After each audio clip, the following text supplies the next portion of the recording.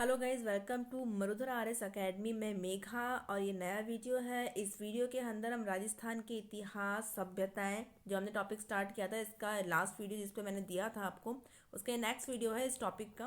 और इसके अंदर भी हम 50-60 क्वेश्चंस करेंगे। गाइज मैं बार बार आपको कह रही हूँ कि model test papers and previous year question में बहुत डिफरेंस है। वो बहुत इंपॉर्टेंट चीज़ है कि आप मॉडल टेस्ट पेपर की प्रैक्टिस करें, बिल्कुल, बिकॉज आपको टाइम मैनेजमेंट लेके चलना पड़ेगा। बट प्रीवियस ईयर क्वेश्चंस आपका 80 to 90% कवर करेंगे, मैं आपको कई बार कह रही हूँ। बाकी चॉइस इज योर्स। चलिए स्टार्ट करते हैं। मध्यमिका नगरी किस जिले में स्थित है? मध्यमिका किस नगरी को कहते हैं और ये किस जिले में स्थित है? तो ये आपकी मध्यमिका नगरी जो है आपके चित्तौड़गढ़ में स्थित है। ठीक है, चित्तौड़गढ़ में। कलर चेंज कर लिया जाए गाइज। यस। किस जिले में बालाथल सभ्यता आपकी स्थित है? बालाथल सभ्यता जो है आपकी वो किस जिले में स्थित है? बालाथल सभ्यता जो है वो आपकी उदयपुर में है। ठीक है।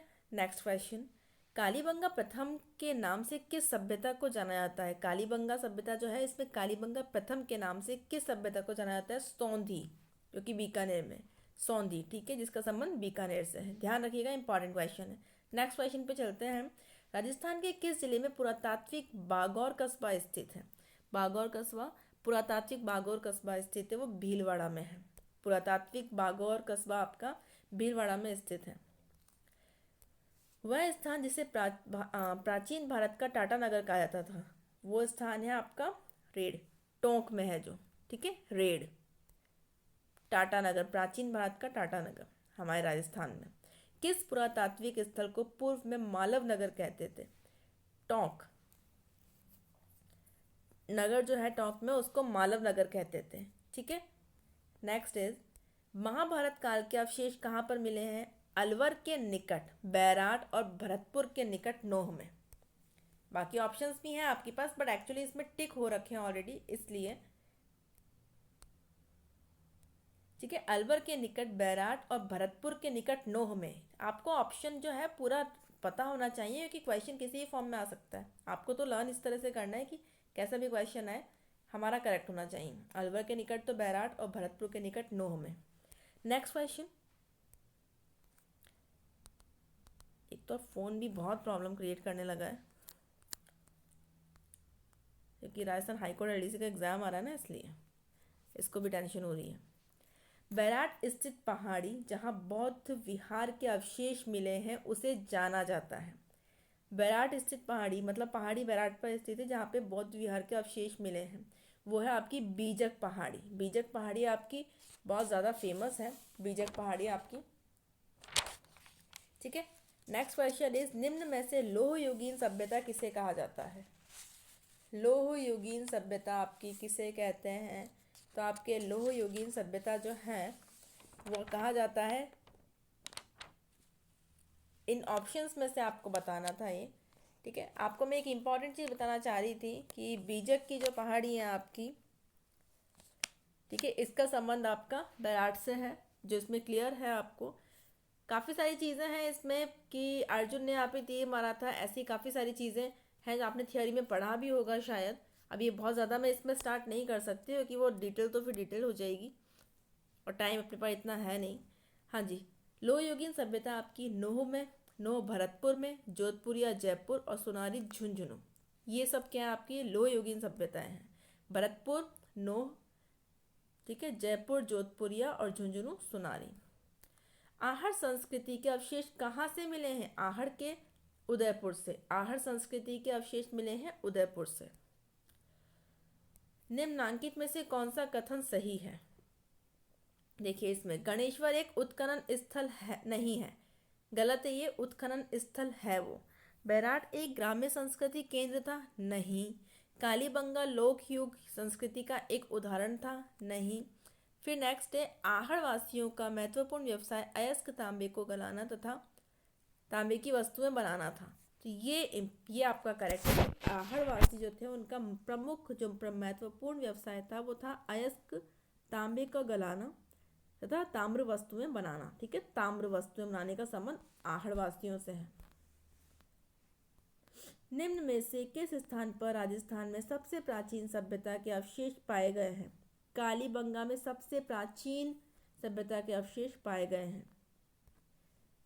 किस इतिहासवेत्ता ने कालीबंगा को सिंधु घाटी साम्राज्य की तृतीय राजधानी कहा है?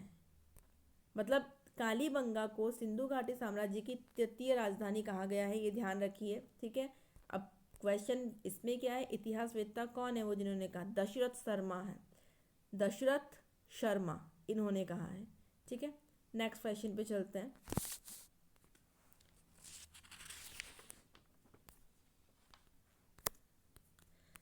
पुरा उत्खनन स्थल बागौर और नाडोल क्रमशः किन जिलों में है? बागौर तो आपका भीलवाड़ा में है और नाडोल आपका पाली में है। ये पुरा उत्खनन स्थल है। बागौर आपका भीलवाड़ा, ठीक, और नाडोल आपका पाली। निम्न में से किस नदी के किनारे स्थित गणेश्वर में ताम्रयुगीन सभ्यता के अवशेष पाए गए हैं? कौन सी नदी के किनारे है गणेश्वर? ताम्रयुगीन सभ्यता। ठीक है, क्वेश्चंस अपने आप में मिलते जा रहे हैं कई सारे। इसका संबंध है आपका ताम्रयुगीन सभ्यता से। ठीक है, और किस नदी के किनारे? कांतली नदी। अभिलेख जो प्राचीन राजस्थान में भागवत संप्रदाय के प्रभाव की पुष्टि करता है, ऐसा कौन सा अभिलेख है? घोसुंडी अभिलेख है, जो कि भागवत संप्रदाय के प्रभाव को बताता है राजस्थान में। भागवत संप्रदाय के कौन सा है? घोसुंडी अभिलेख है। पोथीखाना संग्रहालय स्थित है जयपुर में है, पोथीखाना संग्रहालय। नेक्स्ट, पोथीखाना जयपुर, पुस्तक प्रकाश जोधपुर, ठीक है, और सरस्वती भंडार उदयपुर। ठीक है, तीन चीज़ें आपको बताई हैं, इंपॉर्टेंट है, ध्यान दीजिएगा। पोथीखाना जयपुर है, पुस्तक प्रकाश जोधपुर एंड सरस्वती भंडार उदयपुर में समृद्ध साहित्य उपलब्ध है, जो न केवल राजस्थान को बल्कि भारत को भी समृद्ध बनाए हुए हैं। इसका संबंध है किससे है? ये कौन से हैं सारे? पोथीखाना, पुस्तक प्रकाश, ये सबका संबंध है चित्रकला से। ठीक है, अब किसी को नहीं पता हो तो वो इससे करेगा, क्योंकि राजस्थान से संबंध है ना, इसलिए। कीर्ति स्तंभ प्रशस्ति के रचयिता कौन है भाई? और ये देखिए रचयिता, ये आपको हिंदी में भी काम आएगा। रचयिता लिखना बहुत कम लोगों को आता है, रचयिता होता है। हम जनरली क्या बोलते हैं? रचयिता, च में लगाते हैं, आपकी य में आती है। ठीक है, कीर्ति स्तंभ प्रशस्ति के रचयिता हैं, कौन है? अत्रि कवि। कौन है? अत्रि कवि। ठीक है, अत्रि, आर्यभट्ट अत्रि। चलिए नेक्स्ट क्वेश्चन पे चलते हैं। अच्छे क्वेश्चंस हैं, काफ़ी अच्छे क्वेश्चंस हैं। वह कौन सा अभिलेख है जो महाराणा कुंभा के लेखन पर प्रकाश डालता है? कीर्ति स्तंभ प्रशस्ति, ठीक है, जो 1460 ईस्वी की है एंड उसकी रचना हुई। रचनाकार कौन है? आर्यभट्ट अत्रि, जो हमने अभी अभी पढ़ा। ठीक है, तो राणा कुंभा से है, महाराणा कुंभा से इसका। नेक्स्ट, सवाई राम सिंह ने राजस्थान स्कूल ऑफ आर्ट्स की स्थापना किस वर्ष में की? क्वेश्चन देखिए, राजस्थान स्कूल ऑफ आर्ट्स की स्थापना की है सवाई राम सिंह ने, ना फर्स्ट ना सेकंड, सवाई राम सिंह। ठीक है, एक क्वेश्चन अपने आप में बन गया। किस वर्ष में हुई है? 1866। ठीक है, 1866। राजस्थान सरकार द्वारा प्रकाशित कैलेंडर में विक्रम संवत, शाके और ईस्वी सन दिया हुआ होता है। यदि विक्रम संवत 2063 हो तो शाके होगा। अब क्वेश्चन थोड़ा सा डिफिकल्ट है ये। ठीक है, इसमें साके 2063 के लिए क्या होगा? 1928। ये मैं आपको एक्सप्लेन नहीं कर पाऊंगी, क्योंकि मुझे इसका नॉलेज नहीं है इस क्वेश्चन का, पर मैं सोचूंगी ज़रूर और नेक्स्ट वीडियो में आपको ज़रूर बताऊंगी इसका। अधिकांश सांस्कृतिक गतिविधियां जयपुर में संपन्न होती हैं। कहाँ पे होती हैं? जवाहर कला केंद्र, बाजार नगर के पास जो है। 17वीं शताब्दी की रचना राज प्रशस्ति महाकाव्य के रचयिता हैं, कौन है? रणछोड़ भट्ट है। राज प्रशस्ति महाकाव्य 17वीं शताब्दी में इसकी रचना हुई थी। इसके रचयिता हैं रणछोड़ भट्ट। श्री सरस्वती पुस्तकालय, जो अलभ्य और दुर्लभ साहित्य का अप्रतिम खजाना है। ठीक है, बहुत इंपॉर्टेंट है मतलब ये। तो ये है सरस्वती पुस्तकालय, हमने अभी थोड़ी देर पहले तो पढ़ा है। फतेहपुर सीकर में है ये। ठीक है, इसका खजाना स्थित है फतेहपुर सीकर में। नेक्स्ट क्वेश्चन, झाड़शाही सिक्का कौन सी रियासत में प्रचलित था? झाड़शाही सिक्का कौन सी रियासत में प्रचलित था? जयपुर में था। अगला, 19वीं शताब्दी का प्रथम इतिहासकार जिसने राजस्थान की सामंतवादी व्यवस्था के बारे में लिखा था। सामंतवादी व्यवस्था के बारे में 19वीं शताब्दी में प्रथम इतिहासकार था कर्नल जेम्स टॉड। इन्होंने लिखा था। Annals and antiquities of Rajasthan के लेखक lieutenant colonel James Tod political agent थे वो पश्चिमी राजपूत स्टेट्स के, वेस्ट का जो है हमारे पश्चिमी राजपूत स्टेट्स के थे वो। क्या थे वो? Lieutenant colonel James Tod political agent थे पश्चिमी राजपूत स्टेट्स के, ठीक है। और लेखक किसके थे वो? Annals and antiquities of Rajasthan. ये इंपॉर्टेंट है सब चीज़ें, आपने आई होप कि थियोरी में पढ़ा होगा, नहीं पढ़ा होगा तो इन क्वेश्चंस को ज़रूर कर लेना, बाहर से कुछ भी नहीं आएगा, इतना गारंटेड है। वह कौन सा प्रथम अंग्रेजी इतिहासकार था जिसने राजस्थान की जागीरदारी व्यवस्था पर लिखा? किसने लिखा था जागीरदारी व्यवस्था पर? कर्नल जेम्स टॉड ही थे वो भी। बहुत कुछ लिख दिया इन्होंने तो। फिर नेक्स्ट क्वेश्चन है, राजस्थान के विख्यात इतिहासकार जो एक समाज सुधारक भी थे, हरविलास शारदा।